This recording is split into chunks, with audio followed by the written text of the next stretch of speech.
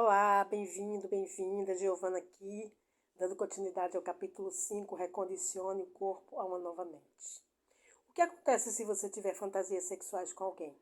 Você vai acionar uma rede diferente de neurônios em seu cérebro e produzir um nível diferente de mente.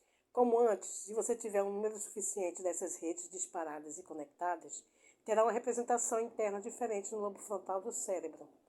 Quando o pensamento ou imagem ao qual você presta atenção se tornar mais real que seu mundo exterior, o pensamento literalmente se tornará experiência, e o produto final dessa experiência será o sentimento correspondente. O resultado é que seu corpo fica excitado. Aquele centro é ativado com uma energia específica que transmite uma energia contendo uma mensagem ou intenção específica, que aciona o plexo individual de neurônios naquele centro para produzir uma mente específica que sinaliza os genes nas glândulas correspondentes para produzir substâncias químicas e hormônios correspondentes aos pensamentos. Você então fica convencido de que é o garanhão ou a gata do universo. Se aceita, acredita e se rende ao pensamento ou imagem de si mesmo, sem nenhuma análise, os neurotransmissores no cérebro começam a influenciar uma mistura de neuropeptídeos no cérebro límbico. Eles vão sinalizar os hormônios no primeiro centro de energia, programando o sistema nervoso autônomo para preparar aquele centro para ser ativado. Acredito que você conheça bem os efeitos biológicos que vêm a seguir.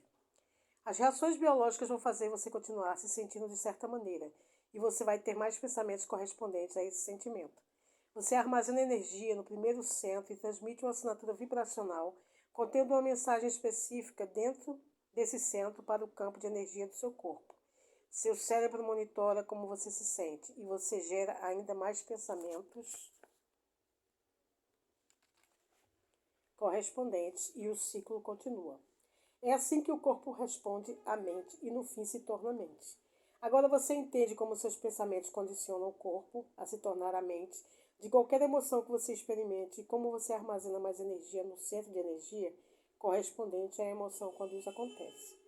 O centro da maior parte da energia fica armazenada é aquele associado às emoções que você experimenta repetidamente. Se você é excessivamente luxurioso, sexualizado e preocupado em querer ser visto por outras pessoas como alguém sexualmente desejável, sua energia está retida no primeiro centro.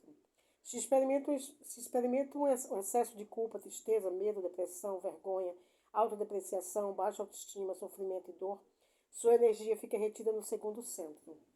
Se tem problemas como raiva, agressividade, frustração, autocontrole, julgamento, vaidade, sua energia está retida no terceiro centro.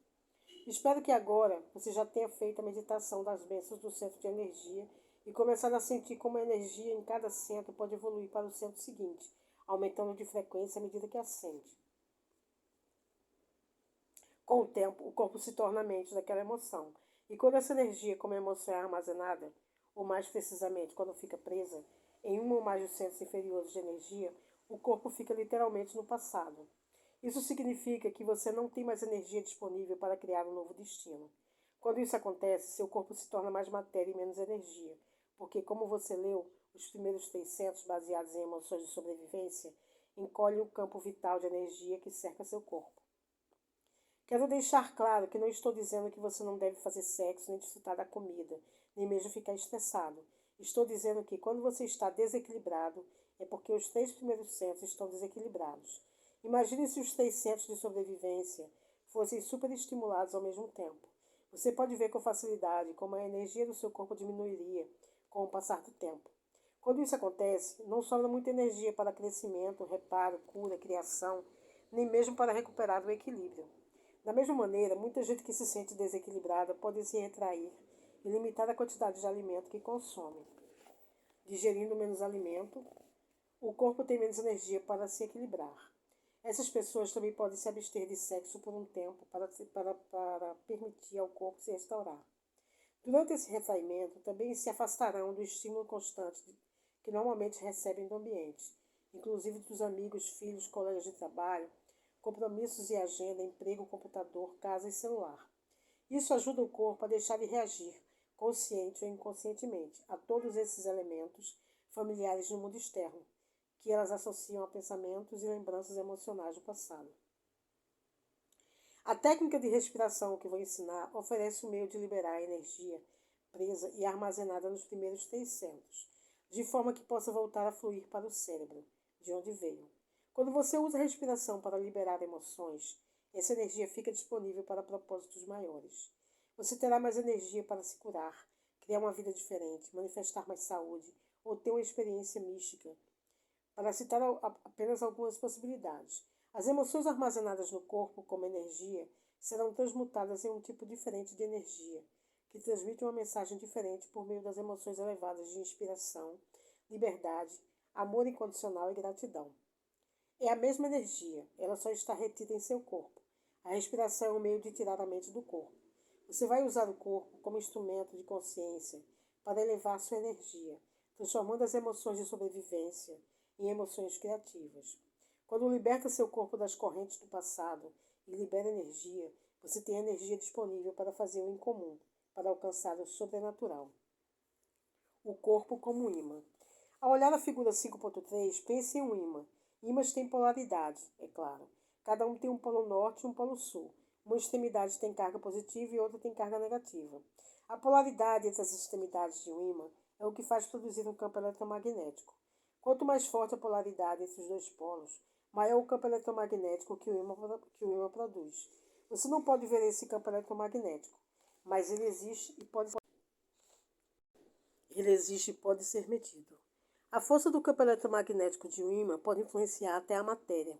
Se você pegar pequenas aparas de metal e colocá-las sobre uma folha de papel, colocar outra folha por cima e assentar o ímã, as aparas de metal vão se organizar dentro do campo magnético do ímã.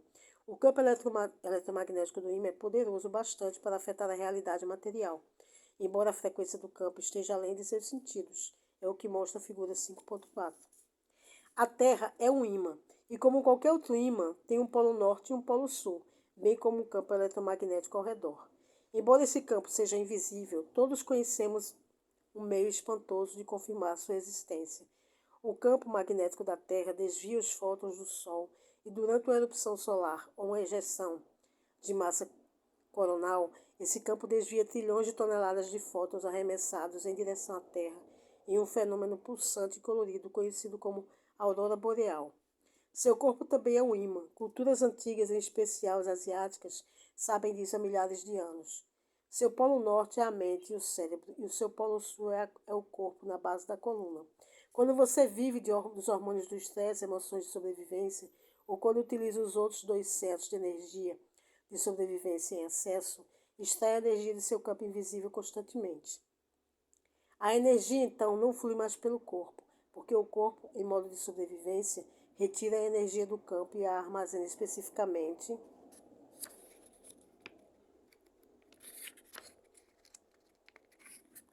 nos 3 primeiros centros de energia. Isso é o que acontece quando o ciclo pensamento-sentimento de que já falamos é ativado. Se isso se mantém por algum tempo, o corpo não terá carga elétrica alguma correndo por ele. Sem carga elétrica, não pode criar o campo de energia eletromagnética que normalmente o cerca. Quando isso acontece, o corpo não é mais como um ímã, é como um pedaço de metal comum. Um ímã que perdeu a carga, como você pode ver na figura 5.5. O corpo se torna mais matéria e menos energia, ou mais partículas e menos onda. É claro que, se houvesse meio de fazer a energia armazenada nos 3 primeiros centros voltar a circular, a corrente voltaria a fluir e o corpo recriaria o campo eletromagnético. A respiração faz isso, nos proporciona uma forma de tirar a mente do corpo e mover toda a energia armazenada nos 3 primeiros centros, coluna acima, até o cérebro, restaurando o campo eletromagnético em torno do corpo. Quando isso acontece, podemos usar a energia para outras coisas além da sobrevivência. Vamos dar uma olhada em como o corpo físico é construído para podermos entender o que torna isso possível. Dê uma olhada na figura 5.6, na base da coluna. Você tem um osso chamado sacro, que parece um triângulo invertido, como um platô no topo. E em cima dessa superfície plana fica a coluna espinhal, que se estende até o crânio. Dentro desse sistema fechado fica o sistema nervoso central, composto pelo cérebro e pela medula espinhal. A medula é, na verdade, uma extensão do cérebro. O crânio e a coluna espinhal protegem esse sistema muito delicado.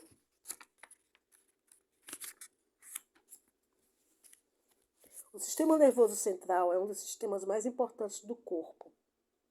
porque controla e coordena todos os outros. Sem a ajuda do sistema nervoso central, você não poderia digerir os alimentos, esvaziar a bexiga, mover o corpo, e o coração não poderia bater. Você não conseguiria nem piscar sem o sistema nervoso central. Podemos pensar no sistema nervoso central como o circuito elétrico que faz funcionar a máquina do corpo. Dentro desse sistema fechado está o líquido cefalorraquidiano, filtrado do sangue no cérebro. Esse fluido banha o cérebro e a medula espinhal e é responsável pela flutuabilidade do sistema nervoso cerebral. Atua como uma almofada para proteger o cérebro e a medula espinhal de trauma e flui em vários rios e vias que transportam nutrientes e substâncias químicas para diferentes partes do sistema nervoso por todo o corpo. Por sua natureza, esse fluido age como um condutor para intensificar as descargas elétricas no sistema nervoso.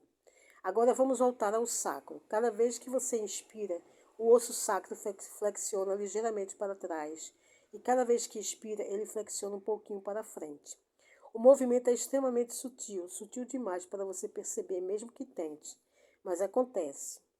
Ao mesmo tempo que você inspira, as estruturas do crânio e as articulações entre as placas individuais do crânio, que se encaixam como peças de um quebra-cabeça, e dão ao crânio um grau de flexibilidade, se abrem ligeiramente e voltam a se fechar quando você expira. Aqui também o movimento é extremamente sutil, você não consegue senti-lo. O movimento do sacro para frente e para trás, quando você respira lentamente, bem como o abrir e fechar das estruturas do crânio, propagam uma onda do fluido dentro desse sistema fechado e bombeiam o líquido cefalorraquidiano lentamente, coluna acima, até o cérebro, passando por 4 câmaras chamadas aquedutos ou ventrículos cerebrais.